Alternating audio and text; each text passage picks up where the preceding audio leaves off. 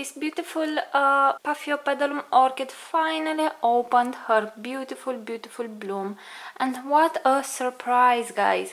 I really wanted to have a Paphiopedilum Maudiae Green, but well, I always found another orchid to buy, and this just got stuck on my wish list. And about 2 years ago, me and Dani made a swap, and she gave me a Paphiopedilum No ID, and we actually didn't know what orchid this is until now.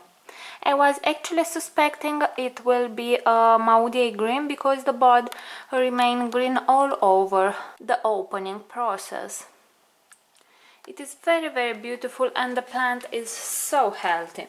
It has this fan from which it has bloomed, and now it is growing this fan here, which is quite big. It already has 2 leaves, and now it has this one here too, which is starting to unfold its leaves.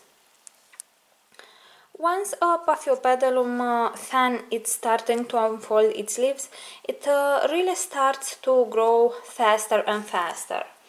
I'm really impressed by this bloom. I have never actually seen it with my own eyes, and I really love the stripes. I will try to get you a bit closer so you can see more what I'm talking about. She has those green stripes on a white background, and it has little hairs. On the sepals too, it has a lot of hairs all around them, and here it has this beautiful pouch. And the bloom is actually quite large. It has about 15 or 18 centimeters in diameter, and I really like it. It is a very beautiful bloom.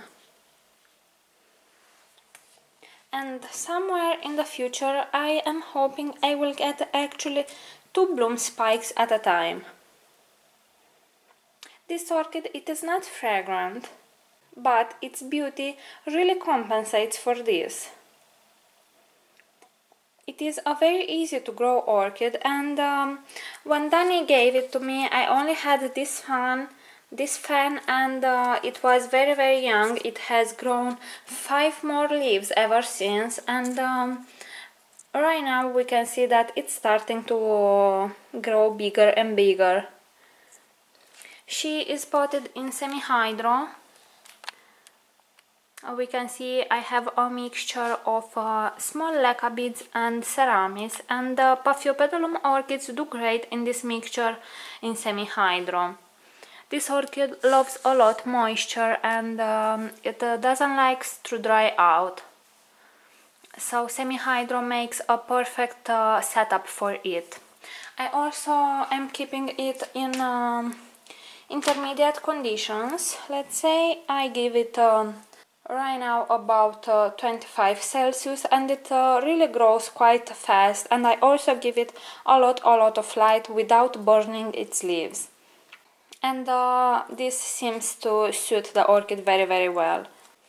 Anyway, if you have any questions or you want to find more about how to grow Paphiopedilum orchids, you can visit the link in the description of this video. You will see I have a very interesting tutorial about how to care for Paphiopedilum orchids, and there you will find all you need to know about them. She's so beautiful, guys. I'm in love with them. I really hope to get more Paphiopedilums and Phragmipediums in the future. I actually don't own any Phragmipedium. You can see the spike is quite long. And here in the back I have a little hyacinthus plant. We can see it is only potted with a little bit of soil in this glass, and it has produced this big spike, and it's so fragrant. Right now this whole room smells like this plant, and here I have a secondary spike, which is quite nice. They live together, and they look very nice. So alright guys, if you have any questions, please leave them in the comment section below. I will be more than happy to answer them for you. Thank you very much for watching and see you all next time. Bye!